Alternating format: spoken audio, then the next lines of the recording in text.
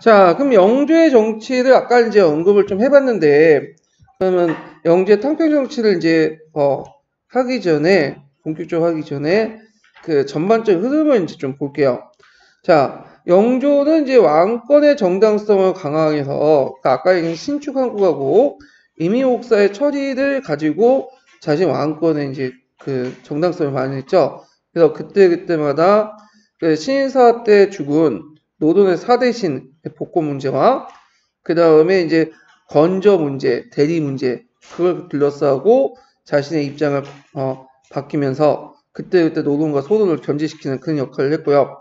그 다음에 그 영주의 탕평정치 여러분들 알다시피 완론타편이죠. 이 완론타편은 각 당파에 준론과 완론이 있어요. 그래서 준론은 자기 색깔 뚜렷이 하는 그 세력들이고 완론은 좀 약간 융합적인 세력들이거든요. 그래서 각 당파에 좀 온건파였던 완론 중심의 탕평을 강조해요. 그러면서 노론, 소론, 남인 중에 상대적 온건파를 등용했고 그 다음에 이제 또 이 사람은 노동 온건파들을 자신의 외적 세력으로 끌어들여서 이제 견제를 하죠.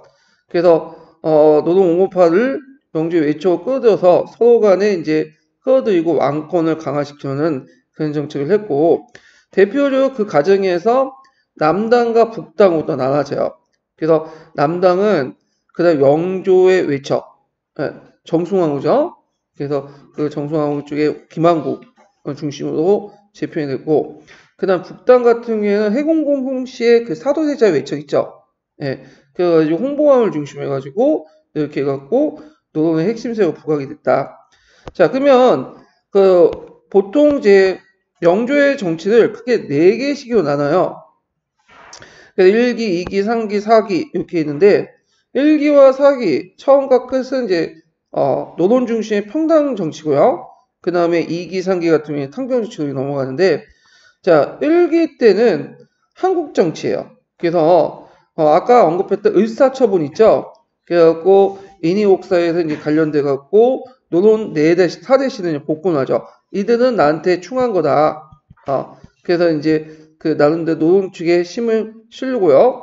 그리고 이제 그 당시 그 뭐냐면 소론에서 노동으로 정권이 변화되죠. 물론 이제 아까 얘기했던 소론도 일부 등용을 해요. 그러다가 정리한국 때 이 정리처분이라고 하죠. 다시 그 노동 4대신의 복권을 취소하고 노동 강경파를 처분하고 그 다음에 소동 온건파를 등용하죠. 이강제를 등용하죠. 자 이때 뭐가 일어난 거야? 이때 이제 영조 4년에 이의자의 난이 난 거야. 그러니까 이의자의 난이 날 때 얘네들이 명분이 별로 없었던 게 뭐냐면 노동대의 정권을 멋대로 한다. 근데 이 당시에 정리한국 때 그 다음 해기 때문에 노동이 아니라 그냥 소론들이 정권을 장악을 했어요. 그래서 하여튼 남인과 소론 강경파를 중심해가지고 이렇게 했는데 이들을 급소라고 하죠 보통. 그래서 이 급소 세력들을 온건 그 소음파들을 명을 해갖고 영조가 진압을 하게 돼요. 오왕룡이나 이런 사람들. 가운데도 이제 명분이 있는 거죠. 일단 같은 소원 내에서도 너희들이 이제 모든 소원들이 널 지지하는 게 아니다.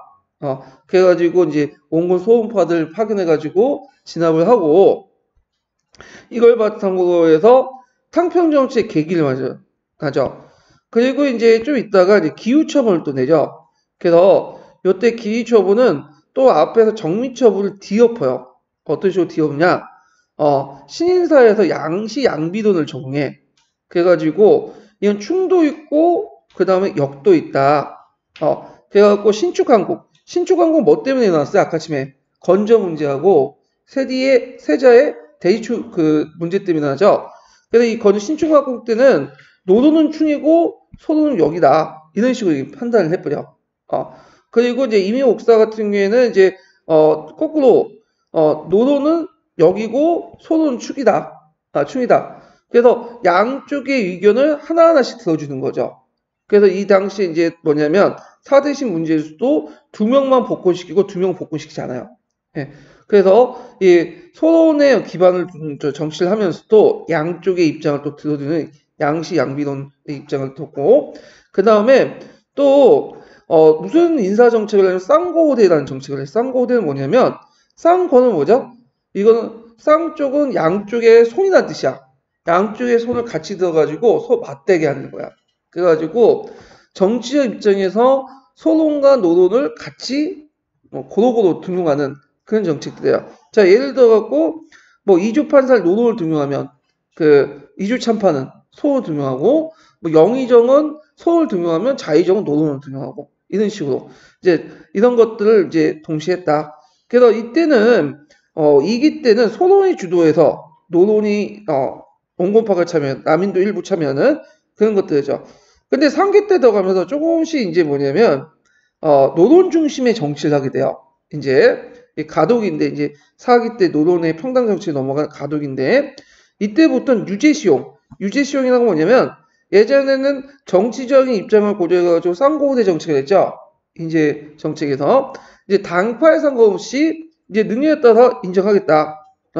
인재를 등용하고 그 다음에 경신처분을 해요. 경신처분은 뭐냐면 앞에서 노론의 4대 시대 중에 그 2명만 복원시켰고 신축한국을 그러니까 인이옥사를 역으로 규정했잖아요. 근데 이때부터는 경신처분은 4대 신을 다 복귀를 시켜. 그리고 그 당시 인이옥사는 이제 역이 아니라 충이다. 자기한테 이런 식으로 규정을 시켜요. 그러면서 이제 영조의 왕조의 정통성을 확보했다. 왜냐면 인이옥사가 왜 일어났어요? 상급수 문제 때문에 일어난 거잖아요.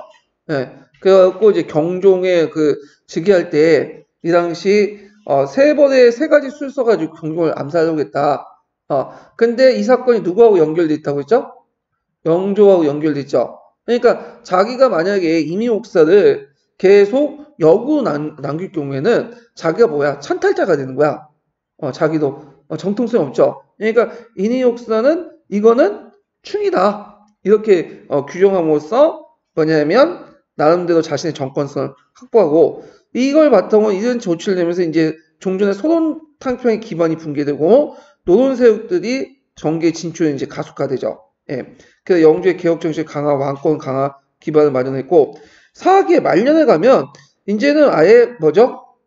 소론 세력들 배제시켜. 그게 이제 계기가 됐던 것이 의뢰 옥사를 일으켜서 나주 개서 사건과 이 개서 내용은 이제 정확하게 몰라요. 왜냐면 개서나 익명은 조선시대 때는 어떻게 돼요? 실록이나 그런데 기록은 안 하거든요. 그래갖고 하여튼 아마 그 앞에 있었던 그 경종 독사설과 관련돼 갖고 아마 영조를 욕할 것이다 이렇게 보이고 신정현 과거 다반지 사건은 심정현이라는 사람이 과거 다반지를 넣었는데 그 당시 그 내용에 보면 영조가 누굴 독사했다, 경종을 독사했다 내용이 들어가 있는 거야. 그래서 신정현을 잡아서 고문해 보니까 그와 연관된 그 무리들이 같이 과거 시험 들어가기 전에 이미 짜고 그 답안을 제시하려고 하고 했다. 이렇게 이제 알려지게 된 거야. 그럼 나주 개서 사건과 심지어 과거 나번지 사건들을 익혔던 사람들이 누구냐면 급소예요, 급소. 그러니까 이제 영조가 이제 가만히 생각해보니까 이것들이 잘해주니까 우리가 흔한 말로 권리가 호인지 알고 나한테 개긴다. 이게 본때를 보여주겠다 해가지고 그 당시 급소세력뿐만 아니라 그 당시 완소세력도 제거를 시켜버려. 그래갖고 이제 아니 소론이 붕괴되고 노론 우위에 정치를 하게 되죠. 그 다음에 이때 또 영조가 사도세자에게 대리청청을 하죠. 많이 대리청청이지 실제 영조가 했어요. 그냥 막아가지고 갈구고 막 그래갖고 좀 약간 들어보면 맡기는 그냥 내버려두는데 모든 걸 다 잘하면서 그냥 대리청청 내세운 거야. 그러면서 이제 이때 사도세자가 또 누구하고 연결되어 있냐면 소론세력과 연결되어 있어요. 네, 소론세력과. 그래갖고 이제 이때 노론세력들이 반발을 일으켜서 결국에는 그 남당과 북당 원래 이들 대립돼 있었죠. 남당하고 북당이 그런데 이걸 이제 반격을 끼우고 이게 이제 큰 계기가 됐던 사건이 나경원이라는 사람이 고본 사건이에요. 그게 무슨 내용이냐? 나경원이 이제 빚을 좀 많이 졌어요. 개인적으로. 그래서 뭔가 영모를 이제 꼰지다 해가지고 이걸 하면 이제 뭐 여러 가지 성공하면 여러 가지 뭐 그 보상금이 줄 거다 나한테. 그래가지고 나경원 무슨 했는데 이 사람 담이 큰데 기록에는 안 나와 있어. 근데 이게 그 사건의 그 고변 내용이 기록에 안 나와 있지만 다른 정황들과 이제 추측을 할 건데 두 가지를 이제 고문을 했어요. 처음에는 뭘 고문했냐? 사도세자가 모발을 끼웠다. 그래서 나중에 이제 국문을 해보니까 이건 내가 거짓말한 거다. 그리고 나서 두 번째 이제 또 그 고문을 했는데 사도세자가 사람들 죽이고 멋대로 세자궁에서 그 다음에 왕 몰래 저기 서쪽에 가갖고 이제 평양 가서 기생하고 놀고 막 돌아다닌다. 그러면서 이제 문제가 생긴 거야. 근데 이 사도세자는 그 당시 영조가 별로 안 좋게 생각했거든. 그러니까 거기에다 나군 고분 사건이 물론 이제 앞에 사도세자가 모반을 깼다는 건 거짓말인 걸 알고 있어요, 자기도. 근데 사도세자 행실이 너무 이게 뭐 다른 사람 알고 있는데 자기만 몰랐던 거야. 이게 나군을 통해서 알게 된 거죠. 열 받았던 거지. 거기에다가 이제 해군고 홍씨가 기록된 한중론에 보면 그 당시 사도세자가 이제 어떤 것까지 했냐면 아마 거기 기록에 보면 이 사람을 죽여야 되겠다. 이 사람은 누구냐면 영조. 그래가지고 자기 친히 몇 명을 이끌고 영조 죽이려고 음모를 꾸몄다는 거예요. 그래서 그걸 안 영조가 이제 이거는 잔문 놔두는 사도세자한테 자기가 죽겠다 아들한테 거기에다 사도세자 어머니가 올려가지고 그 소문을 듣고 그 사도세자를 죽여주십시오. 그러니까 이걸 계기로 해갖고 사도세자들 죽였죠. 이게 이모화번이야. 근데 이건 해군공 홍씨가 쓴 한중론의 기운 나온 거기 때문에 그게 전말을 잘 몰라요. 이거는 왜냐면 한중론은 그 당시 해군공 홍씨가 자기 그 시아버지가 있어요. 그 앞에 언급했던 누가 홍보왕. 홍보왕을과 그 이제 홍인관 같은 자기야 그 작은 아버지 이거 번호하려고 자기 집안을 번호하려고 쓴 거기 때문에 좀 약간 사실 맞지 않다고 보고 있거든요. 근데 이 전말은 잘 모르지만 일단 이렇게 해서 뭐냐면 이모화번이 있어서 우리가 알는 사도세자가 뒤주에 죽죠. 근데 그 기록이 남아있질 않아 지금 정사에는. 조선왕조실록에는 아예 기록이 없고요. 그 다음에 비변사 등록에는 기록이 있는데 나중에 그 정조가 그걸 좀 삭제해달라고 해서 그 기록만 세초가 된 상태에 칼로 이렇게 다 긁어져 있어. 없어. 다만 야사나 한중록 이런 기록에만 이지하기 때문에 이제 사건의 전반은 잘 모르지만 일단 나경호 고분 사건을 계기로 해가지고 뭔가 이제 결심한 것 같아. 그리고 나서 이 이모화변을 둘러싸고 시파와 벽파가 분리되죠. 그래서 시파 같은 경우에는 뭐냐면 이거 죽이기는 좀 그렇다. 이거 뭐 그것 때문에 뭘 죽이냐. 그 다음에 얘들 벽파 같은 경우는 잘 죽였다. 죽어도 싸다. 그래서 시파는 각 당파마다 있어요. 주로 이제 노론파도 있고요. 그 안에 남인도 있고 소론도 있어. 근데 이제 벽파들은 주로 뭘로 구성되어 있냐면 노론 강경파들 중심으로 이렇게 구성이 됐어. 그래서 나중에 이제 그게 정조까지 연결해갖고 이제 당파 또 분열되죠. 자, 이렇게 해서 이제 한번 봤고, 그러면 이제 관련된 이제 뭐냐면 그 내용을 다시 볼게요. 자, 여기서 이제 영조 같은 경우에는 이제 아까 말처럼 이 사대신의 복귀 문제를 가지고 그 뭐냐면 자신의 권력을 강화하고 그리고 이제 정미한국 이후에 누가 집권했다고 했죠? 만소가 집권했죠. 그런데 급소가 반란을 일으켰어. 이게 뭐냐면 이의자에 일어난 무신의 반란이에요. 그래서 무신의 반란은 고려시대 때 그 반란이 아니에요. 무신년에 일어났기 때문에 반란이에요. 그러니까 이의자를 중심으로 뭐 여러 사람이 참여했어. 전국적으로 이제 봉기를 한 거죠. 그래갖고 남인 세력들과 급소들 이런 세력들이 이제 반란을 일으켜서 했지만 곧바로 진압을 하고 아까 얘기했처럼 이제 이 난을 진압하고 나서 그 당시 그 준소들을 적극적으로 등용을 했죠. 그래가지고 그 당시 이제 뭐냐면 노론세력들도 등용하는. 그렇지만 시간이 지나면서 어떻게 됐다고 했죠?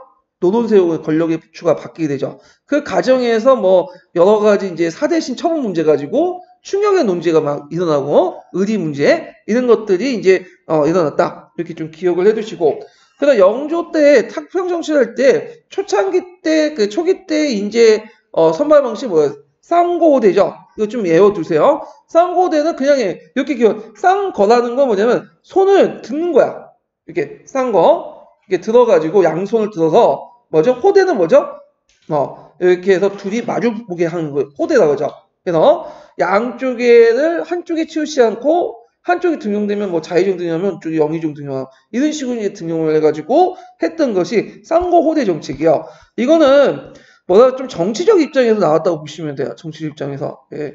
그래서 이런 것도 있는데 자 그래서 이제 이렇게 좀 기억을 해두시면 되고 그 밑에는 그 관련된 충효 문제 역을 어떻게 규정할 것인가 이걸 가지고 이제 왔다 갔다 하면서 자신의 권력을 유지하려고 했다. 요 내용들이 쭉 있어요. 한번 각자 보시고 자, 그 다음에 이제 여기에서 이제 볼 게 뭐냐 이제는 양육봉통 사업 같은 거 좀 볼게요. 141페이지 마지막 보면 자, 거기 이제 숙종 때부터 양형봉통 그 논의가 있었죠.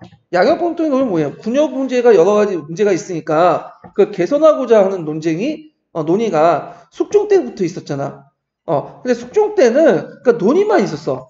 근데 실질적으로 이제 뭐냐면 이 논의들 개선 사항들을 실제 실시한 거는 언제 때죠?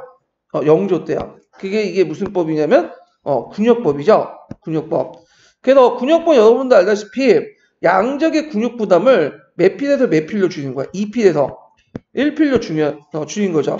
그리고 이제 이 부족한 부분을 보충하기 위해서 그다음 어염성세, 왕실에 거뒀던 어염성세를 중앙 재정을 하는 한편 그 다음에 선무공간포인데 이 선무공간은 뭐냐 하면 이게 이제 그 당시 양반이 아니면서도 지방에 양반 행사하는 사람도 있었어요. 그래서 그 사람들이 군역을 이제 빠졌거든요. 탈법이죠 일종의. 근데 이 사람들에게 선무공간이라는 칭호를 주고 그리고 대신에 뭐냐면 포를 걷는 거야. 군포를. 이게 선무공간포야. 그 당시 지방에 있는 한량이라고 하는 양반도 아니면서 양반 행사하는 그런 사람들의 선무 공간을 주고 포를 거뒀다. 이렇게 좀 기억을 해두시면 돼요. 그 다음에 결전이라는 건 뭐냐면 토지에다가 뭐죠? 세금을 걷는 거야. 그래서 이걸 이제 결전 또는 결미라고 하죠. 그래서 세금을 돈으로 거두면 결전이 되는 거고 그 다음에 그거를 쌀로 거두면 뭐가 되는 거야? 결미가 되는 거야. 예, 이런 걸 좀 기억을 해두시면 되고요. 자, 그래서 이런 식으로 있고 군역법은 군사제도 개혁을 동반하였으나 양역의 감축과 재정 고정책에만 초점을 맞춰주는 한계도 분명히 있는 사업이다. 그래서 이게 아마 뒤에 이제 군역법과 관련된 내용이 있으니까 요거는 이제 잠깐 여기서만 언급하고 넘어갈게요. 자, 그다가 이제 뒤에 넘어가서 영조 31년에 큰 사건이 일어나죠.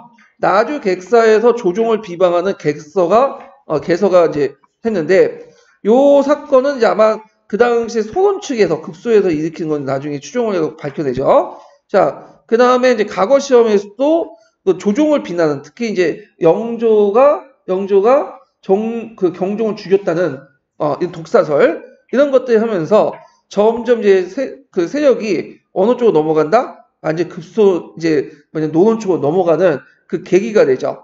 그래서 이제 이런 것도 좀 기억을 해주시고 그리고 나주 개서 사건 이후에 일어난 사건을 무슨 옥사라고 한다?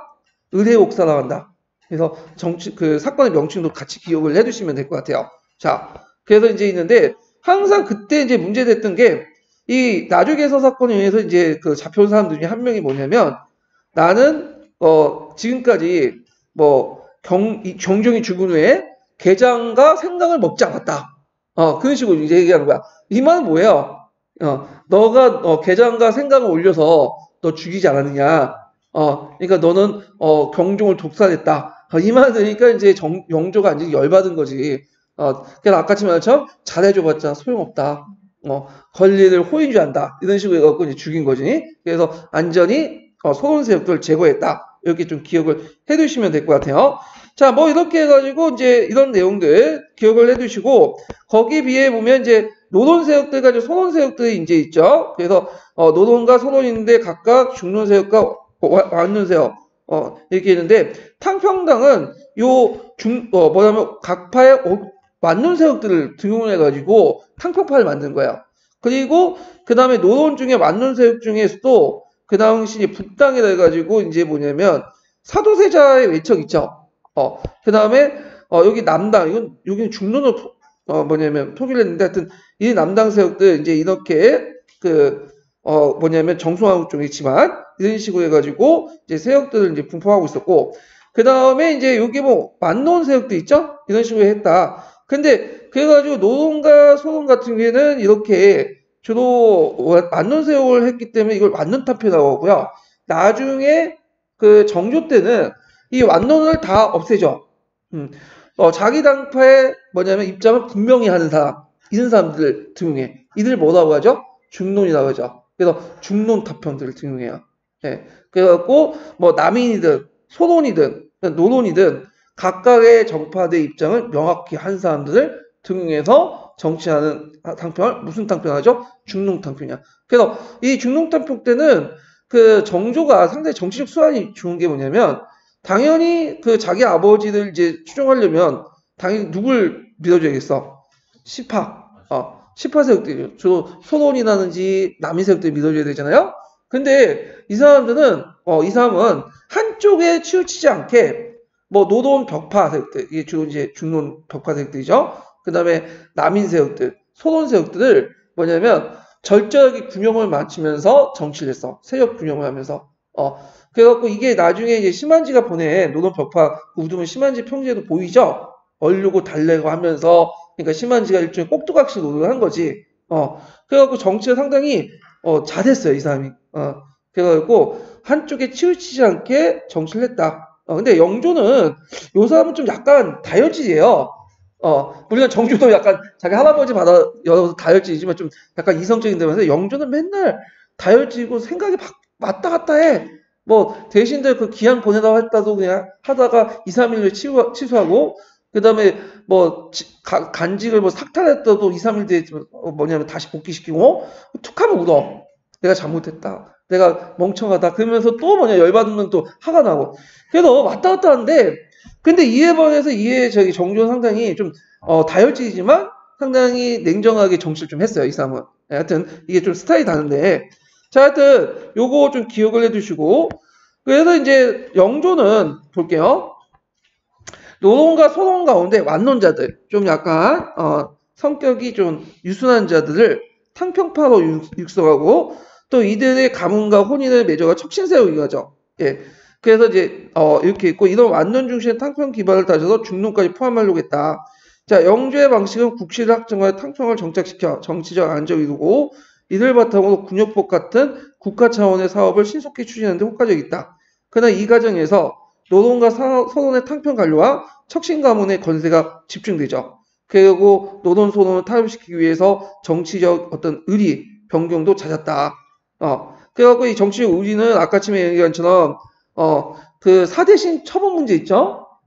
그걸 충과 여부로 어떻게 규정할 것이냐. 뭐 그때 그 과정에 경종의리 강조하고 그 다음에 영조의리 강조하고 막 그런 세력들이 있어. 근데 이거에 대해서 뒤에 이제 나타난 정조 같은 경우에는 각각의 의리들을 다 인정해요. 뭐 경종이나 영조나 그 자기한테 충성하는 다 뭐예요? 삼종의 혈맥에서 다 이루어진 거잖아. 그렇지만 최종적인 충성의 대상은 누구를 해야 된다? 자기한테 한대. 그래가지고 의리론을 다 포괄하는 사람이야, 이 사람은. 그래서 이제 이런 측면에서 이제 영조의 정치보다 더 한 단계 좀 진전됐다? 이렇게 이제 볼 수가 있죠. 자, 결국에는 급소에 동조하는 준소의 제어를 물어서 준소는 나름대로 나름대로 합리적인 사람들이 많았는데 불어서 노론과 소론의 충혈을 분명히 한 것을 기결된다. 그래갖고 노론은 충을 냈고 소는 결국엔 역을 냈다. 이런 식으로 결말을 냈죠. 그래서 정치 의심에서 준소에 대한 포용에 한계가 있다. 이런 걸 좀 기억을 해주시면 돼요. 대표적으로 박문수라는 사람 유명한 사람 있죠. 이 박문수도 원래는 소론 쪽의 인물이에요. 근데 영조 때 기용이 돼가지고 많은 업적을 세웠죠. 암행어사도 하고. 근데 말년에 이게 이제 소론이 이제 박해를 받으면서 같이 묶어가지고 패키지 묶어가지고 정치적 수청당했어. 이 사람도 쫓겨나고. 자, 뭐 이렇게 왔다 갔다 했다. 여기 좀 기억을 해두시면 되고. 그래서 이제 이렇게 있고 그 뒤에 보면 노론세력 중에 이제 뭐냐면 동당이니 그다음에 북당이니 남당이니 이런 등등등의 세력들이 이제 존재를 했고 이들은 외척감을 이루면서 나중에 말년에 실세를 이뤘다. 이렇게 좀 기억을 해두시면 될 것 같아요. 자, 그리고 이제 뒤에 넘어가서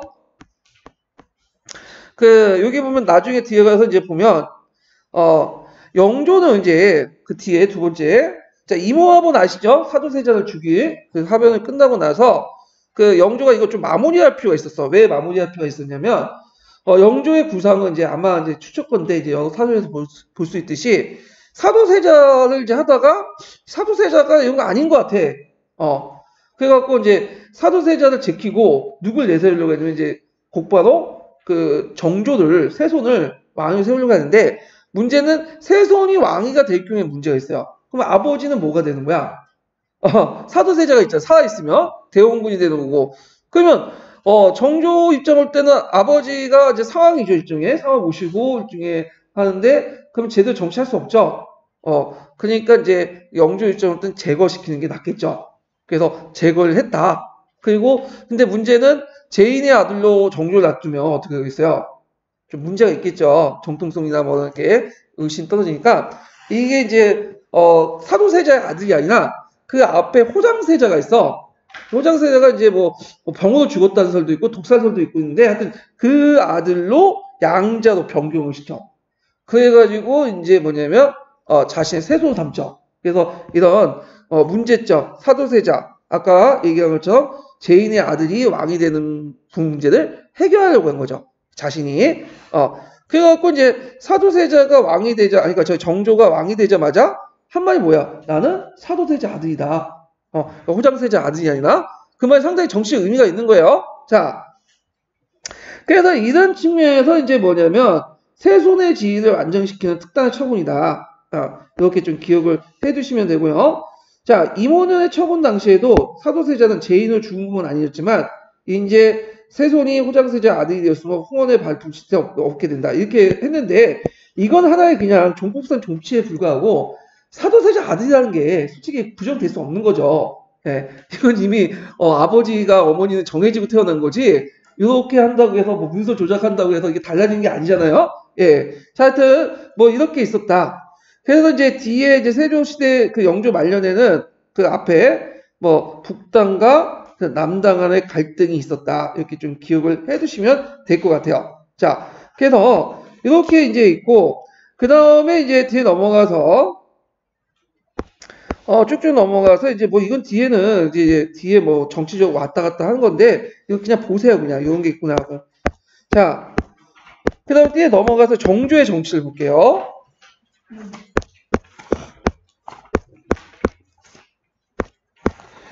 시험 문제는 영조보다도 정조가 더 많이 나와요. 영조는 가끔씩 언급됐어. 여기 이제 만눈탄편이 나는데, 정조는, 시험 문제 예전에 단독 문제 한 두세 문제? 두 문제?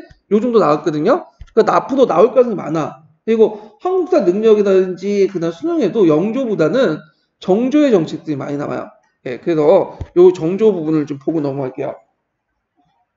자, 그 다음에 보면 정조는 노론과 소론의 조정에 치우친 영조식의 탕평을 반성하고 공론에 유리한 의리탕평을 추진했다. 의리탕평이나 의리단, 이 의리단 충성을 누구한테 할 것이냐. 그래서 이제 앞에서 영조 때는 그 당시 무슨 의리가 있냐, 신의 의리와 영조의 임무 의리가 있었어요. 이 신의 의리는 누구를 추정하냐면 경종을, 영조의 임무는 영조를, 그리고 이렇게 이제 의리도를 되게 강조했거든요. 그러니까 경종에게 충성은 꼭 영조한테는 반역하는 거야. 꼭 영조한테 충성한 것은 경종한테는 충성하는 거죠. 그래서 이걸 이제 하면서 이렇게 이제 이렇게 했는데 정조는 다르게 아까 얘기한 것처럼 모든 의리론 있죠. 누구한테 충성을 하거나 결국에는 최종적인 충성에 대해서는 누구다? 나다. 그래서 이 의리 문제를 좀 약간 포용성 있게 받아들이려고 했다. 이런 것들이 좀 특징이에요. 이 사람이. 자, 그러면 이제 볼게요. 정조는 영조의 정당한 계승자도 혁명하게 천신하기 때문에 사도세자 아들이 받아야 할 의혹을 불신하고 정조 같은 경우에는 어릴 때부터 상당히 총명했다고 그래요. 거기에도 또 아버지가 반역으로 죽었잖아. 그러다 보니까 이게 이제 자기 몸가짐이라든지 생활 태도가 빤듯했어. 그래야지만 뭐냐면 할아버지의 지지를 받을 수 있고 그 다음에 뭐냐면 정치로 살아남을 수 있는 거지. 잘못했다고 왜요? 목숨이 날아갈 수 있는 거야. 그리고 할아버지한테 내 왜 아버지 죽였어요? 따질 수 있는 문제는 아니었죠? 잘못 따졌다 뭐야? 언제 죽을 수도 있는 거잖아. 자, 하여튼 그래갖고 나름대로 반듯한 생각을 했고 그 다음에 직위를 냈어요. 그래서 이제 여러 가지 이제 뭐냐면 명의론을 이제 그 반포해서 그 당시 역조고 명신의 혼인회가 청호경 등 각각 노동의 북단과 소노 탕평파를 이끌면서 영조의 탕평을 뒷받침해 핵심 세력이었다. 이들을 이제 제거를 하고 그 다음에 그 영조 때 노동소노 완론 중심의 어떤 척신 번열 세력이 아니라 각 당파의 중론자들을 포함된 그 사대부 중심의 전국 운영을 청명했다. 이걸 무슨 탕평이라고 하죠? 각 당파의 옳고 그름을 명확한 사람들, 중론 탕평이라고 한다.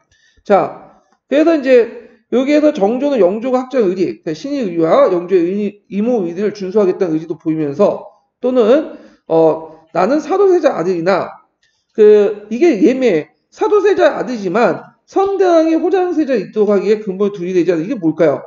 이건 나는 이제 태어나고는 부정할 수 없죠. 사도세자 아니다. 나는 사도세자 아들이지만 동시에 그러니까 영조가 전에는 호장세자의 있도록 망한 것도 부정하지 않겠다. 그렇지만 근본적으로 그 후자에 뭐냐면 의미를 두겠다. 호장세자 아들이요. 근데 그게 되게 양면적인데 해석에 따라서 그래서 초창기 때는 이렇게 말을 해놓고는 그래서 그때 이제 사도세자가 이제 복원을 시켜달라 이렇게 하면 그거에 대해서 또 반격하게 거부하고 또 심지어는 기양도 보내고 그렇게 쓰는데 시간이 지나면 지날수록 후자보다는 전자에 뭐냐면 초점을 맞추기 시작해요. 어느 정도 안건이 강한. 그래서 초기 때 이렇게 내세웠던 거 사도세자 아들이지만 호장세자의 대대이었기 때문에 근본은 호장세자에 있다. 이런 식으로 말을 한 거는 아마 뭐냐면 그 당시 자신의 의지를 표하면서도 그 당시 노동들이 이제 다 장악을 하고 있었잖아요. 자신의 그 반대파들이 그런 과정에서 자신의 정치적 기반이 없는 상태에서 나는 그 사도세자 아들이니까 국부는 사도세자 이렇게 하겠다고 하면 반대파들이 공격을 받잖아. 그걸 무마시키기 위한 작업이었다. 정치적인 어떤 노림수였다. 이렇게 해석을 하고 있어요. 예. 자, 뭐 이런 내용들로 이제 쭉 있고. 자, 그 다음에 정조는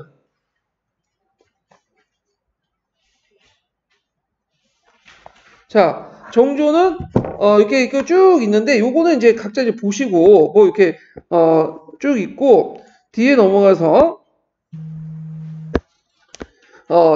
다음 장 넘어가서 홍궁영이라는 사람을 좀 기억을 해주세요. 홍궁영. 예.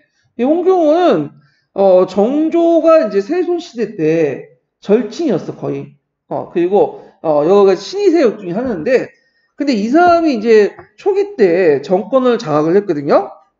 그리고 이제 홍궁영 또 부인이 이제 그 딸인가요? 저희 하여튼 여동생이 또 정조의 시집도 갔고 근데 문제는 이제 일찍 죽어서 이제 끝났지만 근데 이 사람이 너무 나세우는 거야. 그래가지고 결국에는 홍궁영이 유배됐죠. 네. 그래서 요 초창기 때 정조 때 지지세력으로서 누가 있었냐? 홍궁영이 있었다. 이름 정도만 기억을 해두시면 될 것 같아요. 예, 요 정도. 자, 그 다음에 이제 두 번째 단락을 이제 볼게요. 예, 155페이지. 제가 이게 쭉 얘기했으면 좋겠는데 이게 지금 시간 관계상 다 얘기를 못해요. 그래서 중간중간에 중요한 부분만 짚고 넘어갈게요. 그래서 정치적 복잡한 것까지 다 세부적으로 시험 문제는 안 나올 것 같아. 네, 여기까지는. 자, 영조 때 후반에 노론의 북당, 동당은 10파로, 노론 남당은 벽파로 이렇게 분열됐는데 아까 얘기한 제 홍궁영 있죠? 이 축조회에 이러한 대립은 불가피한 면도 있었다. 그래서 이제 10파 벽파의 대립을 어떻게 운영을 할 것이냐. 그래서 여기에서 이제 정조가 취한 정책은 시파 같은 특정 정치 집단을 의존한 것은 할 수 없다. 왜냐하면 정조는 항상 균형을 한다고 했죠. 그래서 시파, 벽파, 남인 이런 세력들을 균형 있게 이제 정치를 했어. 이 사람들은. 자, 그래서 이 기간 동안 정조는 규장각, 장용문 같은 국왕을 시하는 문무기관에 설치하는 척신과 건신에 의지 않고 문무신료들을 친히 장악할 수 있는 기반을 마련하려고 했죠. 그래서 요번에 시험 문제 나온 것이 이거죠. 그래서 규장각하고 이 관련된 내용이 나왔잖아요. 그래서 초계 문신제도 이렇게 나왔죠. 규장 같은 경우에는 이제 그 젊은 강화관 이하의 관리를 선발해서 매번 이제 왕이 나가서 교육도 시키고 그리고 이들은 이제 매번 시험을 보죠. 쪽지 시험 같은 이게 초계 문신제도고요. 작용부 같은 경우에는 이제 뭐냐면 오군영이 그 당시 서인들 노동세력들이 장악하고 있었으니까 왕권 강화를 이제 기반이 안 되죠. 그러니까 그 중에 오군영의 중에 핵심 부대들 그 다음에 자기가 또 친위 선발한 그 사람들을 묶어가지고 친위 부대를 만들었어. 이게 장용이에요. 그래서 각각 하성과 그 다음에 서울에 각각 부대를 뒀죠. 이런 것들을 이제 기억을 해서 이걸 바탕으로 해서 문인들은 규장과를 통해서 무만은 군사적인 작용을 통해서 자신의 권력 기반을 어떻게 확대시키려고 했다. 이런 것들을 같이 기억을 해두시면 될 것 같아요. 자, 규장각부터 이제 볼게요. 규장각은 즉위 직후에 역대 국왕들이 어제 어필.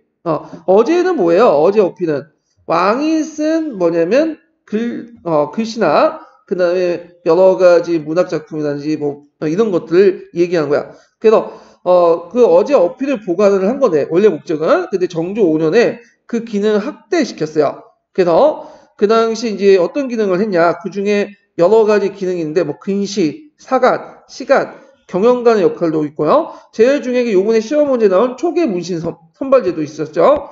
그래서 인재의 범위를 넓히고 이들을 친히 교육 양성함으로써 조정의 주요 중추 역할을 했다. 이렇게 좀 기억을 해두시면 될 것 같아요. 자, 그래서 이제 이런 내용도 있고 그 밑에 보면 그 장용이 있죠. 예. 그래서 장용도 이제 구장과 같은 맥락이다. 정조는 군군과 5군역으로 구성된 기존의 도성방위 체제와 별도로 새로운 친위 군역을 만들었다.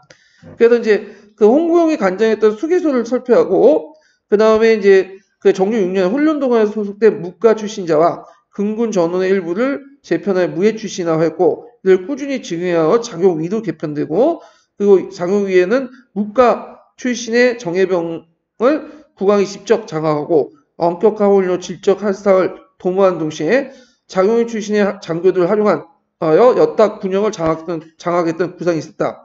자, 이후 확대돼서 장용은 내용과 또 외용으로 이렇게 있죠. 내용은 그 당시 이제 궁성을 호위하고 외형은 수원성, 하성을 이제 지키겠죠. 그래서 정조 때 뭐냐면 그 장용의 기반이 되었다. 좀 기억을 해두시면 돼요. 근데 이 장용은 정조가 죽자마자 국가가 어떻게 돼요? 해체되죠. 이거는요.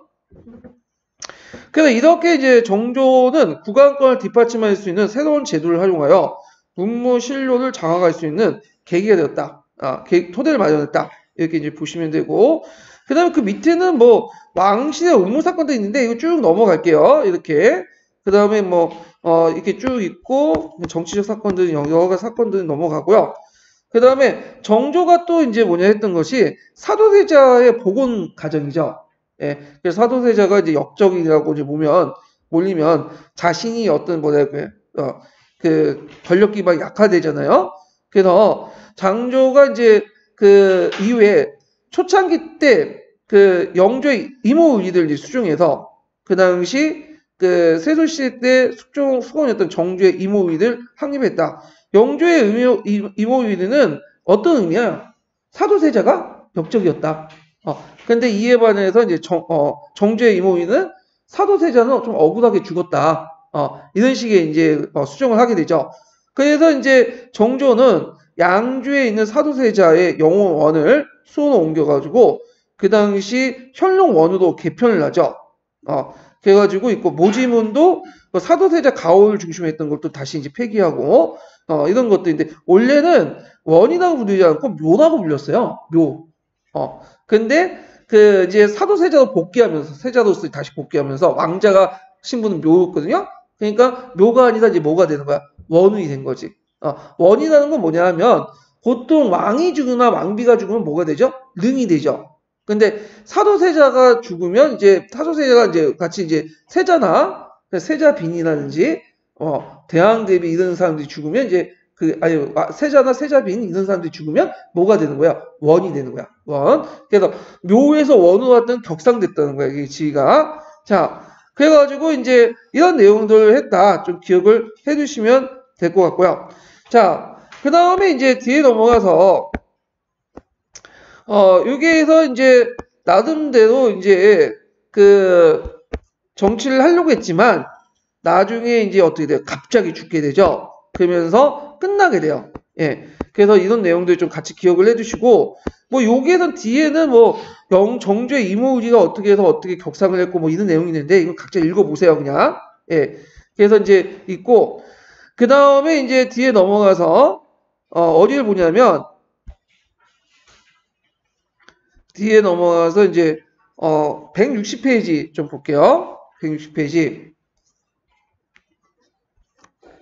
자, 여기에서 보면 이제 그 앞부분은 이제 수원 하성의 그림이 보이죠? 그 다음 뒤에 보면 그 내용을 보면 정조 때는 여러 세력들을 등용했다 내용이 나와요. 예. 그래서 정조 때는 노동과 서론 심판은 물론이고 김종수나 심한지 같은 노동 벽화와 최재공 같은 그 청남 세력들, 그 남인 세력들이죠. 이런 세력들 등용했어. 최재공은 유명하죠. 뭘로 유명하죠? 신해통공은 유명하죠.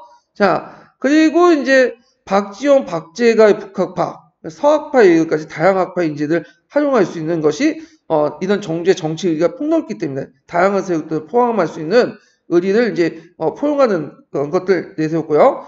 그 다음에 이러한 정조의 이모 의리에 근거해서 정조 국왕보다 한 단계 낮지만 세자보다는 한 단계 높은 격식의 팔자존으로서 사도세자의 추승 의식을 경영했고요. 그러니까 사도세자를 왕으로 올리고 싶었지만 왕으로 올리면 정치 부담이 크니까 약간 예민한 상태에서 왕하고 그 세자 지위에 약간 위에 있는 식으로 존호를 올리는 방식으로 이제 해결하려고 했다. 그래서 이제 이는 사도세자 공덕을 최대한 존숭하되 그를 왕으로 올리는 추앙은 당장 당하지 않겠다는 뜻을 보였다. 그래서 앞에서 인조처럼 원종이나 이런 식으로 해가지고 추송하거나 그러지는 않았나 봐요. 예, 정치 부담이 너무 크니까. 자, 그래서 이제 이렇게 있고 결국에 이 사람이 이제 그 갑자년 구상이라는 게 있어요. 갑자년 있죠. 이거는 그 실록에 있는 내용이 아니라 해공공이 그 홍씨가 썼던 그 한중론에 있는 내용이야. 그래서 그 당시 해공공 그이 뭐냐면 수원에서 뭘 했냐면 그 한갑자치를 했어요. 해공공에. 그때 이제 해공공하고 사도세자가 이제 뭐냐면 동갑이었거든요. 만약에 사도세자가 살아있으면 같이 했겠죠. 한갑자치를. 그때 이제 어머니에게 뭘 얘기하냐면 내가 이제 세자, 그러니까 순조 때 있죠. 순조가 이제 어느 정도 뭐냐면 성년이 되면 성년이 된 갑자년에 왕위를 버리고 상하로 물러나고 하성에 가가지고 개혁 정치를 좀 해보겠다. 이게 갑자년 구상이에요.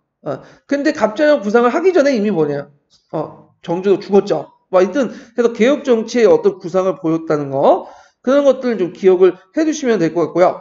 그 다음에 이제 정조 18년에 시작된 수원 하성 건설은 정조가 물러나고 거창한 상황의 도시로 구상이 됐다. 아침에 갑자년 구상이 입각해서. 자, 정조가 시도한 상황의 정치는 왕실 영역 확장에 의미한다. 그러나 정조는 상황의 공간인 하성을 단순히 왕권 강화의 표상이 아닌 제도개혁의 시험장으로 만들고자 했다. 그러니까 이제 우리가 보통 하성 보면 정치적인 어떤 뭐냐면 중심지를 만들 뿐만 아니라 거기에 군사적인 어떤 그 중심지, 그 경제적 중심지 이런 거 같이 만들려고 했어요. 그래갖고 하성 보면 상당히 잘 만들었죠. 그래갖고 이제 그 종전의 근대 이제 포격술 총포를 대응해갖고 이제 만들었고 서양식 기법과 동양식 기법이 합쳐져 있고요. 그 건축 기법 보면 거기에다가 이제 시전도 같이 하려고 했고 시장도 개설하고 거기 주변에 또 뭐냐면 그 일종의 국가 중심의 어떤 그 일종의 마녀돈이나 이런 것이 뭐 농장 같은 거 있죠? 국유 농장을 만들어서 이렇게 한번 시험장을 만들려고 했고 경제적으로 이런 것들이 있어갖고 상업시설이라든지 이런 경제, 군사 이런 것들의 어떤 중심 역할을 하려고 했죠. 그래서 이런 것들이 이제 갑자년 구상에 다 들어가 있는 거예요. 그래서 한번 읽어보면 이는 하성은 입증된 성과를 전국에 확산시켜 국가개혁의 모범을 삼으려고 했다. 하성의 북학, 서학의 최신 성과들을 두루 활용한 성제화, 그 다음 도시와 상업시설, 조선 후기의 군제개혁과 성과인 장흥업, 이를 지탱한 둔전제도와 수리시설을 집중한 것도 이런 구상과 연결되어 있다. 이렇게 이제 보시면 될 것 같아요. 자, 그래서 이제 이 하성을 이제 상당히 개혁의 모델로 삼으려고 했다. 이렇게 좀 같이 기억을 해 두시면 될 것 같아요. 자, 그래서 이렇게 있고 한번 자료 1번을 볼게요. 자, 유능을 내리기를 유능이라는 건 왕의 명령의 의미예요. 가인은 사도세자 아들이다. 이게 상당히 정치적 의미가 있다고 했죠. 선대학의 종통의 중요함을 위해서 나에게 호장세자 이어받도록 명령했다. 이 선대학은 누구예요? 그 당시 영조죠. 네, 제인의 아들은 왕이 될 수 없다. 이런 논리를 이제 피하기 위해서 호장세자의 종통을 이어받지만 그래서 성대와 함께 올린 그는 근본을 분류하지 않은 것 간의 나의 뜻을 크게 볼 수 있을 것이다. 근본 둘러하지 않는다는 것은 내가 비록 사도세자 아들이지만 근본은 어디다? 포장세자의 정통을 이었다. 이런 것들이죠. 그래서 이것은 이제 나쁜 무리들이 이를 빙자해 추승하자는 의논이 한다면 사도세자를 복원하고 왕으로 올리자는 의견이 있다면 나는 결국 그 의견을 받아들이지 않고 형률로 다스리겠다 이렇게야. 그래서 초기 때는 사도세자를 추승하겠다는 의견을 오는 사람들이 오히려 공정받고 죽고 그랬어요. 예. 근데 본 뜻은 아니었죠. 아까 말한 것처럼 다음은 사도세자 어떻게든 올리려고 했는데 아직까지는 초창기다 보니까 자신의 어떤 이제 세력 기반이 약하다니까 이제 정치 쇼를 했다 이렇게 이제 보시면 될 것 같아요. 자, 그 다음에 이제 이런 내용도 있고요. 그 다음에 그 밑에 보면 자료 3번을 보면요. 자, 이거는 뭐와 관련된 내용이냐면 그 당시 장용 위와 관련된 거죠. 나중에 장용 원은 이제 용어로 바뀔 장용 위와 관련된 내용이죠. 그 관련된 내용이 있으니까 한번 읽어보시고 그 다음에 이제 쭉쭉 넘어가서 여기 보면 쭉쭉 넘어가서 이건 뭐 그냥 좀 보고 다음 장 넘어갈게요. 자, 그 다음에 이제 세도정치를 보죠. 세도정치. 세도정치는 이제 여러분도 알다시피 이제는 일당 독재 정치에서 끝나서 오히려 이제 몇 개 가문에 의해서 하는 일문 정치로 넘어가죠. 그래서 이제 이 세도정치 19세기 때 순조, 철종, 그 다음에 헌종 이렇게 3대방 이렇게 이제 이어서 이제 하는데 그 내용을 이제 볼게요. 자, 순조 때 초반에 정승왕후의 수련천정은 영종조 때 탕평정치를 부정하는 것이다. 그래서 정승왕후는 이제 어느 쪽에 세우면 벽파 쪽에 있는 세력이야. 그래서 정치는 사라지고 그 다음 경주 김씨 외척의 힘을 빌린 벽파의 전횡이 이어지고 그 다음에 정치는 시파의 단제로 축소되었다. 10여 개 단제가 축소됐다. 시파와 벽파의 단제가 축소되고요. 이 와중에 이제 왕실의 군사 경제 기반 급속히 완화되고 이에 순조의 친정을 진전되는 듯 했지만 순조 역시 외척의 득세에 막지 못했다. 그래서 조선 후기 때 정치의 방향을 상실한 채 포효했다. 이렇게 있는데요.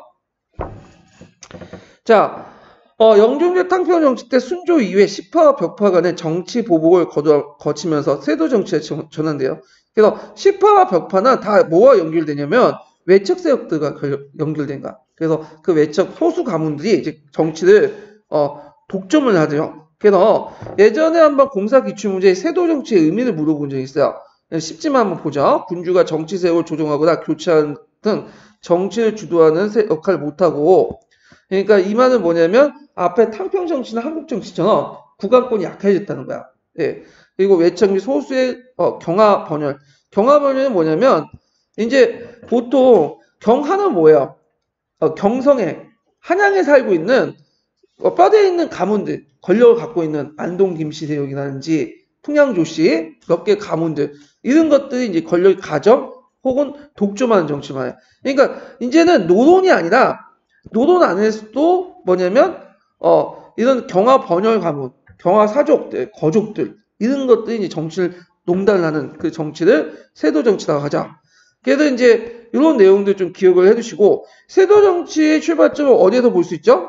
순조가 어린 왕을 올려가면서 그 당시 영조의 일종의 대항 대비죠. 대항 대비 정승왕후가 수렴천천을 하는 과정에서 이제 벽파 세력들이 집권하면서 생기는 거죠. 자, 그래서 정승왕후의 수렴천정은 가정에서 탕평 정치의 성과를 부정한 데도 출발했다.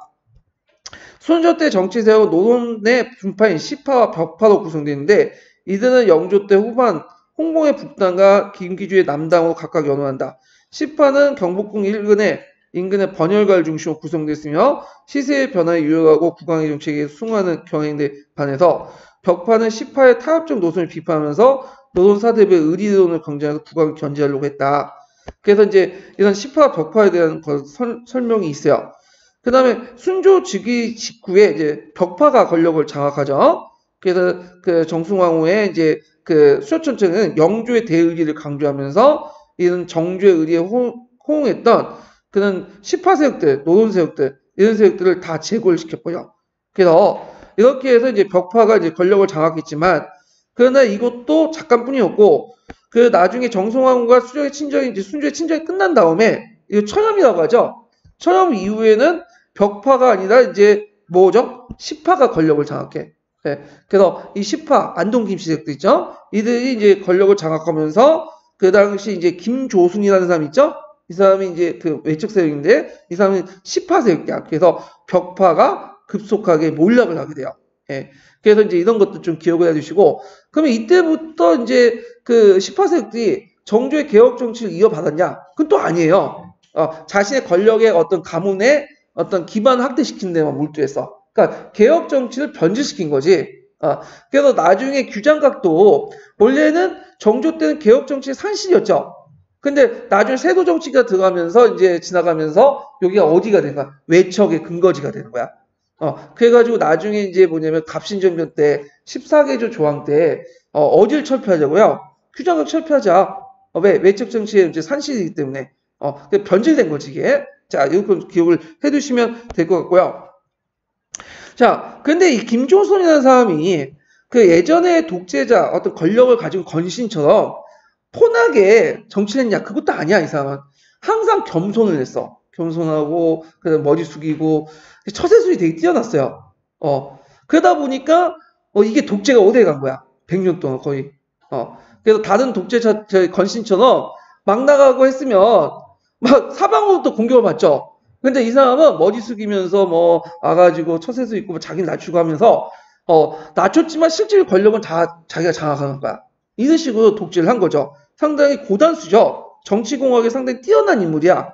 근데 이런 인물들이 있다 보니까 정치가 이제 망한 거죠. 예. 그래서 개인적으로 사회성이 좋다고 해서, 뭐냐면 정치를 잘한 것도 아니고, 사회 전체에 이익이 되는 방향으로 움직이는 것도 아니야. 이거는 다른 문제죠. 자, 하여튼, 이런 내용들이 있었으니까 좀 보시면 되고요. 자, 순조 때는 또 안동 김씨 세력이지만 또 박남박 씨 세력들과 또 연결시켜갖고 순조 외척이었던 연합정권이 형성됐다. 그래서 박남박 씨도 그 당시 세도 정치기 때는 주로 활동했던 정치 가문 중에 하나예요.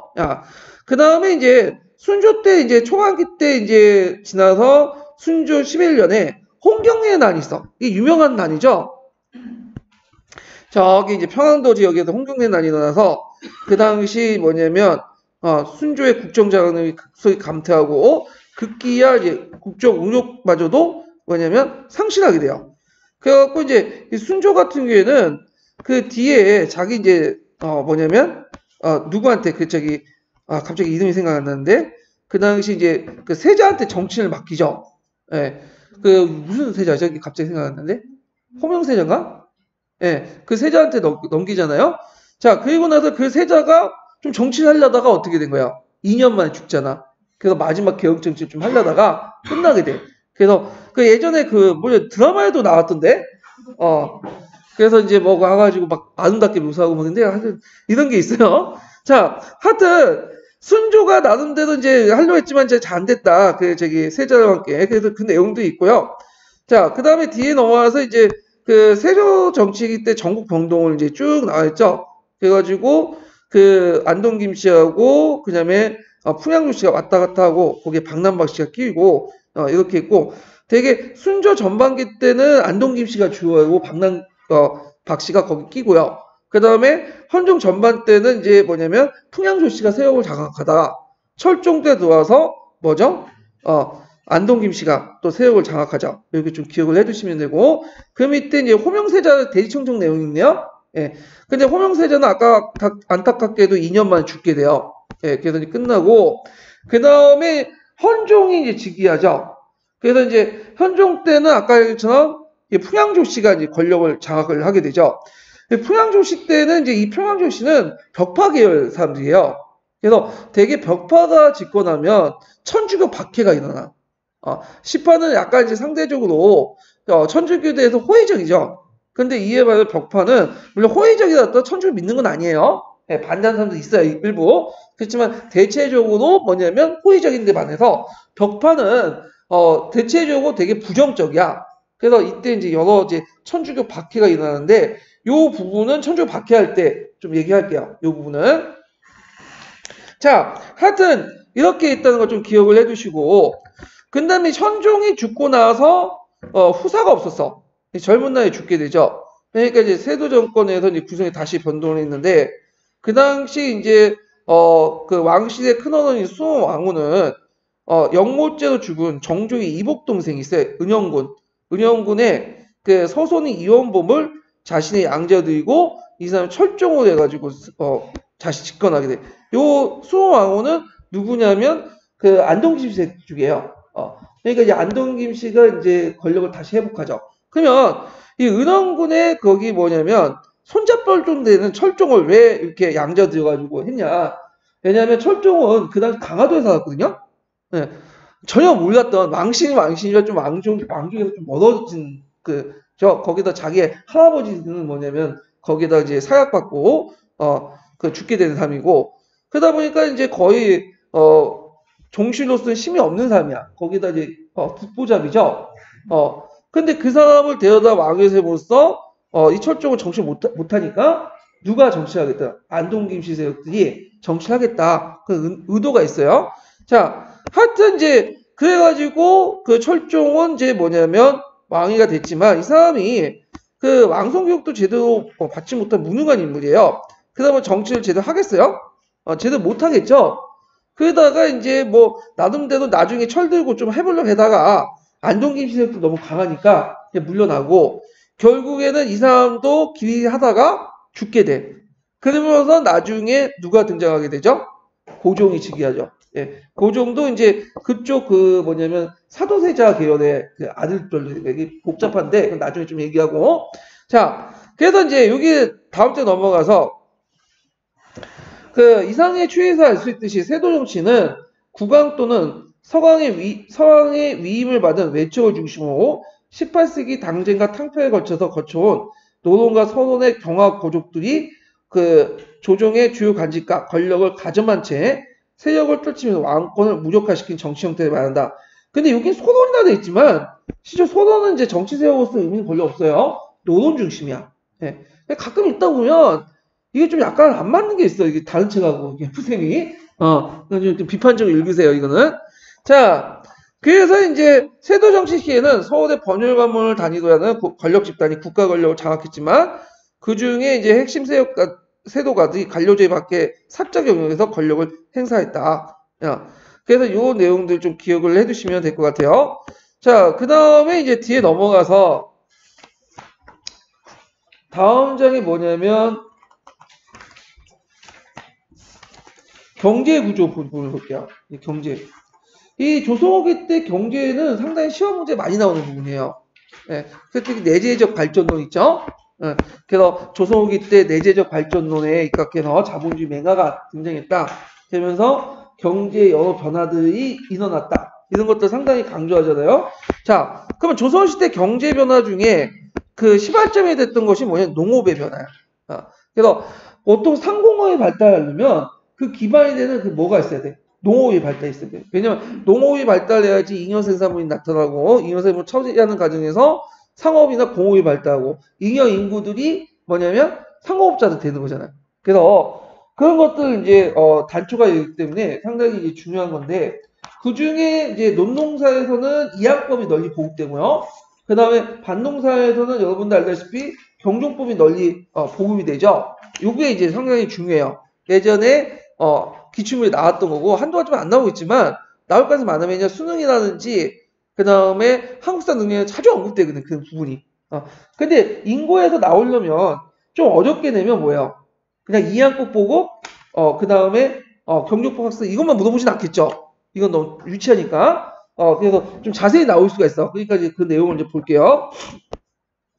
자, 양난 이후에 조선의 농업이 재건되는 가운데 농농사에서는 이양법이 급속히 보급됐고, 그래서 우리가 알다시피 이제 노동력이 절감되고, 강작이 널리 확산되고, 김배기 작업들이 이제 줄어들면서 노동력 절감, 이런 거 연결되죠. 그다음 밭농사에서는 그 경종법이 이제 확산이 돼요. 그래갖고 이도니에서 사회 생산력이 발전되면서 사회 변화의 기반이 되었다. 그래서 조선 국가와 양반 지배층 농업사회 변화, 사회 변화를 증명해요. 그 변화의 방향을 농소로 제시하여 했는데, 그래서 이 농소도 예전에 시험 문제 나왔어. 그래서 조선 후기 때 농소의 특징이 뭐냐면 단순히 이항법 보고만 적어놓은 게 아니야. 농농사 그 소개법만. 거기에는 상품 작물 재배나 그리고 심지어는 지주전 호재를 부정하는 그런 것들이 있죠. 그래서 이게 상업적 농소들이 등장해. 그와 관련돼서 예전에 한번 잠깐 오래된 시험 문제지만 그때 잠깐 언급돼 있었어요. 예, 이런 것들. 그래서 이런 국가와 정통령 양반집에 다른 입장의 농소가 이제 편찬되었다. 그럼 이항법의 보고를 볼게요. 자, 인진왕과 병자원에 인해서 이제 수많은 사람들이 죽거나 다치고 토지 경작 면적이 전쟁 전의 4분의 1로 줄어들었죠. 그래서 그러다 보니까 이제 경작지 복구와 인구의 안집. 인구의 안집 뭐야? 그 당시 유민들이 많았잖아요. 그러니까 이 유민들을 한 곳에 정착시켜서 농사를 짓게 하는 게 주요 과제였어. 그래서 숙종 때 대규모 개간을 하게 되죠. 대규모 개간. 그래서 개간 주체로 국가와 양반 사대부였고 이 당시 조선 초기에 이미 수조권 분급제가 해체된 가운데 양반들이 먹고 살려면 이제 수수 경제적 기반이 있어야 될 거 아니에요? 그래서 이제 조선시대 때 양난 직후에 여러 가지 개간을 할 때 개간된 토지의 소유권을 보장해주고요. 그 다음에 세금도 한시적으로 줄어들고 그래서 이제 이렇게 해가지고 해서 나름대로 뭐냐면 조선시대 때 이제 숙종 때 들어가면 양난 전에 뭐냐면 그 농지들이 거의 대부분 복귀가 돼요. 근데 실제로 세금은 그렇게 많이 안 걷죠. 왜 그러냐? 이게 진앙지나 면세지 명목으로 다 빠지죠. 이게 예전에 시험 문제 나왔죠. 왜냐면 양반들이나 권력가들이 주로 개간 사업을 참여했기 때문에 이들이 자기 토지를 면세주 다 돌려버린 거야. 예, 그래서 이제 이것이 예전에 시험 문제 나왔으니까 같이 기억을 해두시면 될 것 같고요. 자, 이와 같은 개간과 인구 안집에 위한 노력이 경주되는 가운데 농업기술에도 갈목한 변화와 발전이 일어나는데 이건 수전에서 뭐가 있었다? 이항법이 전국적으로 학살이 되고요. 그 다음에 한전에서는 경종법이 새롭게 이제 하죠. 그래서 이항법, 경종법 이렇게 나왔다. 그래서 원래 이항법은 조선 전기에도 알려진 파종법인데 그 당시에는 잘 행해지지 못했어. 왜냐면 이거는 관계시설이 잘 되는 데 있었는데 관계시설이 그렇게 잘 돼 있지 않았거든요. 그러다 보니 일부 지역에서만 행해졌다가 나중에 이제 조선 후기 때 일반화됐던 거고요. 집화법은 이제 그 전에 집화법이 있었죠. 집화법은 이제 이게 뭐냐면 뿌리는 거잖아요. 김매기 작업도 어렵고 등등 여러 가지 이제 시간과 노동력을 뭐냐면 많이 드는 데 반해서 이에 반해 이항법 같은 경우에는 김매기가 필요 없다는 거. 왜냐면 이항이라는 것은 뭐냐면 물을 가둬놓고 하는 거잖아. 예. 그러다 보니까 이제 물을 가둬놓으니까 거기에 뿌리가 그 벼 같은 경우 뿌리가 물에 되게 강하거든요. 근데 잡초는 뿌리가 물에 약해. 그러다 보니까 자연스럽게 잡초가 잘 자라지 않아요. 김매기 작업 별로 필요 없겠죠. 그래서 농민들에게 노동력 절감이 상당히 이로운 이점이 되고 또 이거는 이항법은 모판을 만들어 놓잖아. 그래서 모판을 해서 이제 어느 정도 어린 벼를 키웠다가 심는 방법이잖아. 그리고 그걸 심는 과정에서 집화점 뿌리는 게 아니라 줄을 대가면서 하나하나 심잖아요. 그러다 보니까 집약농법에 할 수 있고 그리고 그 과정에서 이제 모판을 이제 심어 놓는 기간 동안 땅을 놀릴 수 없죠. 그러니까 거기다 뭘 심는 거야? 한번 보리를 심죠. 그래서 이모작도 가능한 거죠. 그래서 상당히 여러 가지 뭐냐면 노동력 절감이라든지 그 다음에 또 수확력 증대, 강자 등등등 이런 것들이 이제 뭐냐면 했다. 그렇지만 큰 문제점은 뭐가 문제다? 예전에 시험 문제 나왔지만 가뭄에 상당히 취약을 해요. 그 어느 정도 수위 시설이 있어야 돼. 근데 그게 조선 전기 때 안 됐죠. 근데 이제 이런 것들이 나중에 소규모 시설 보를 만들게 돼. 이 보는 한국 통론에도 나와 있는데 16세기 때 양반 사림들이 그 당시 홍보세력들이 연전 개발해가지고 막 간척들이 하니까 개간하니까 그 대항해서 본을 만들어가지고 어떤 이제 농촌사회 기반을 확대시키려고. 본은 보통 제헌은 상류에 만든 큰 저수지를 말해요. 근데 이 제헌 같은 경우에는 국가 권력을 이용해서 만들 수 있어. 노동력이 많이 필요하기 때문에. 근데 보는 그 하류에 있는 조그만 저수지를 말해요. 그렇기 때문에 이 보 같은 경우에는 쉽게 양반 사림들이 자신의 이제 영향력 있는 농민들 동원해가지고 만들 수 있는 거야. 그래서 곳곳에 보가 만들어지면서 뭐냐면 봄철 가뭄을 해소할 수 있고 이항법을 할 수 있는 토양이 됐고요. 그 다음에 이제 또 하나의 독특한 방법이 건항법이라는 게 있어. 이게 이제 신특에 나와 있거든요. 건항법. 네. 건항법은 뭐냐면 이건 그 중국에도 없는 우리나라 독특한 방법이야. 우리나라 같은 경우에는 한전농법하고 수전농법 중에 어느 게 더 발달? 원래는 한전농법이 발달됐어요. 왜냐하면 강수량은 많은데 강수량이 일정하지 않거든요. 그래서 거기다 그걸 가둘 수 있는 저수지도 없고 그러다 보니까 물을 좀 상대적으로 덜한 한전농법이 발달했거든요. 그래서 한전농법하고 이항법이 약간 플러스된 것이 건항법이야. 건항법은 물이 없는 모판에 모를 키웠다가 이항하기에 적당한 비를 만나서 이항하는 방법이야. 예. 그래가지고 물이 없는 모판에 모를 키웠다가 이항하기에 적당한 비가 많이 내릴 때 이항하는 방법으로서 이 건항법은 이항법 넘어가는 그 가도기 시기 때 했다. 이렇게 이제 보는데 근데 신특 같은 거 읽어보면 이항법은 널리 보급되지 않았다. 이렇게 얘기하더라고요. 조선 후기 때까지. 오히려 이항법보다는 경항법이 널리 보급됐다. 이런 얘기를 하는데 이건 그냥 신특 얘기예요. 예. 그래서 본다 학계 통론에서는 우리가 뭐 타임머신 가서 거기 이제 다 파악할 수 없지만 학계 통론에서는 되게 이항법이 조선 후기 때 널리 확산됐다. 그리고 이것도 여기서 따로 있죠. 다만 건항법이 그 중간에 가독의 역할을 했다. 이렇게 이제 보시면 돼요. 예. 자, 하여튼 그래서 이러한 농민의 노력에 힘이어서 이항법은 신용에 우려하는 조선 국가의 금령을 무력화시키고 원래 그 국가 차원에서 이항법을 뭐냐면 권장하진 않았어요. 농사직선 적어놨지만 오히려 금하기도 했죠. 그래서 이것이 이제 16세기 3단 지역이요. 18세기 때 전국으로 확산되었다. 자, 이항법은 전 농민계층이 원하는 바였지만 대토지 소유하고 있는 부농 또는 대농에게도 유리했죠.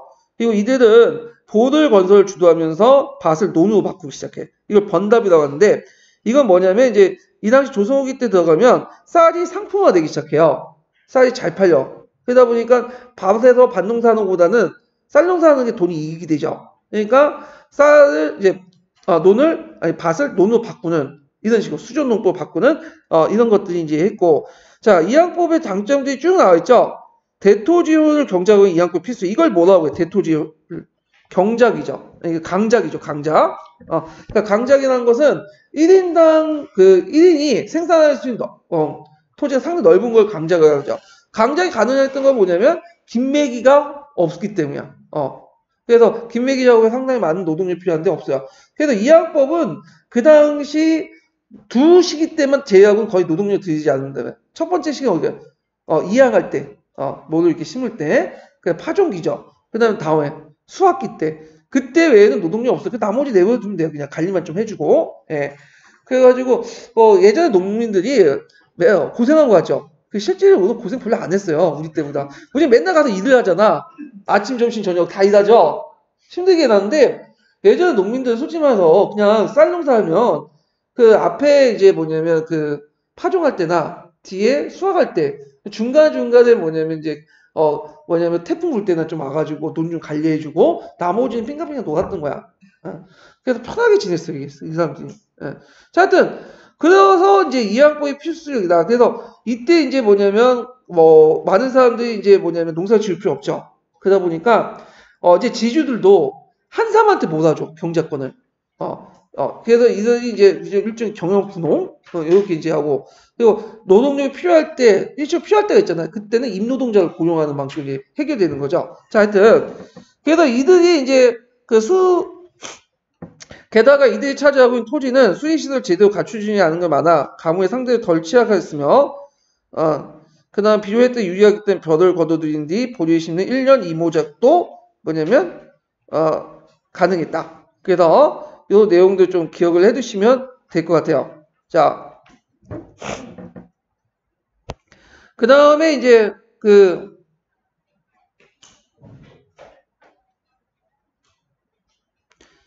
뒤에 넘어가서 뭐 친절하게 이것도 이제 해준 것 같아요.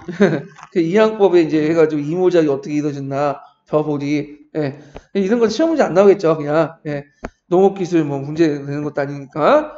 그리고 여기 또 보면 뒤에 이제 이항법의 보급에서 노동력 절감되고 1인당 경영规模도 확대하고 등등등 미국의 상품화가 가속화하고 등등등 있어요. 계층 문화도 일어나고 그래서 농촌사회 양극화가 일어났다. 그리고 나머지 이제 노동력을 상실한 많은 사람들이 일종의 농원 노동자나 도시 올라서 상공업자가 되거나 아니 유민이 되거나 이런 계층화 현상들이 일어났죠. 근데 이 이항법이 재작년에 나온 문제 나왔죠, 이게. 제 기억으로는. 한도 안 나올 것 같아. 아직 5, 6년 지나야 나올 것 같은데. 하여튼 이런 게 있고요. 그 다음에 이제, 반농사를 보죠. 원래 우리나라의 이제 반농사 비중은 농농사 비중보다 높아요. 특히 이제 항해도 이북 지역 같은 경우에 반농사 비중이 절대적이죠. 그리고 경기를 포함한 하산도 지역에 비해 반농사 기술이 일찍부터 발달됐고 북쪽 지역은 그리고 조선 후기에 들어서 농농사의 농사의 농어 사용이 확대되고요. 농어는 그 일종의 이제 예전부터 계속 사용했어. 우경법 같은 경우에는. 근데 이때 이제 더 확대됐고 시위법이 발달됐다. 시위법이라는 건 거둠 주는 방법이죠. 왜 발달됐겠어요? 연작상경. 연작상경은 해마다 농사를 짓는 거지. 놀리지 않고 후한 없이. 그러면 필수적으로 뭐가 발달됐죠? 시위법이 발달됐고 고조기 때부터 발달됐죠. 인구 증가 때문에. 자, 그래서 이제 경기 이남의 그 밭농사도 한층 효율적이다. 자, 농농사를 짓기 위해서는 밭을 갈면 친절하게 이제 고랑하고 이랑에 대해 설명이 나와 있는데 잠깐 볼게요. 자, 쟁기질을 하면 이게 이제 옆에 이제 도랑이 있어요. 도랑에는 되게 뭘로 차여져 있을까요? 이게 아마 물로 차여 있어요. 제가 알기로는 이제 시골 갔을 때 제가 어릴 때 시골에 사는데 이 도랑에는 이게 물이 차여져 있더라고. 예. 그리고 그 주변의 땅을 이제 밭을 가는데 자, 그래서 이제 보통 그 밭에 쟁기질을 하면 이렇게 파이는 곳이 있고 툭툭 올라오는 곳이 있죠. 그래가지고 여기 파이는 곳을 뭐라고 얘기하면 고랑이라고 해요. 고랑. 예, 견이라고 하죠. 근데 이제 그 위에 올라오는 부분을 뭐라고 하냐면 이랑이라고 하죠. 그래서 이제 있는데 예전에는 어떤 식으로 농사지면 농종법 같으면 이랑에다가 밭을 심었어요. 여기. 그 다음에 고랑이 아니라 씨를 뿌리고 지었고 그 다음에 이제 그 간종법이라고 아시죠? 간종법. 간종법은 뭐예요? 간종 뿌리에 이제 뭐냐면 한 거야. 그래서 쌀이나 보리 같은 걸 이제 했고 그 뿌리에다가 농사를 짓는 방법이 그 간종법이고 그 다음에 이제 이랑과 고랑을 같이 심는 그런 방법을 했는데 이건 지적이 소식 많다고 했죠. 자, 하여튼 이렇게 있는데 예전에는 농종법이었다가 나중에 고랑에 심는 방법을 뭐라고 하죠? 경종법이라고 하죠. 예. 그래서 이런 것들이 이제 조선 후기 때는 경종법이 널리 확산됐다. 이런 것들이 이제 있고요.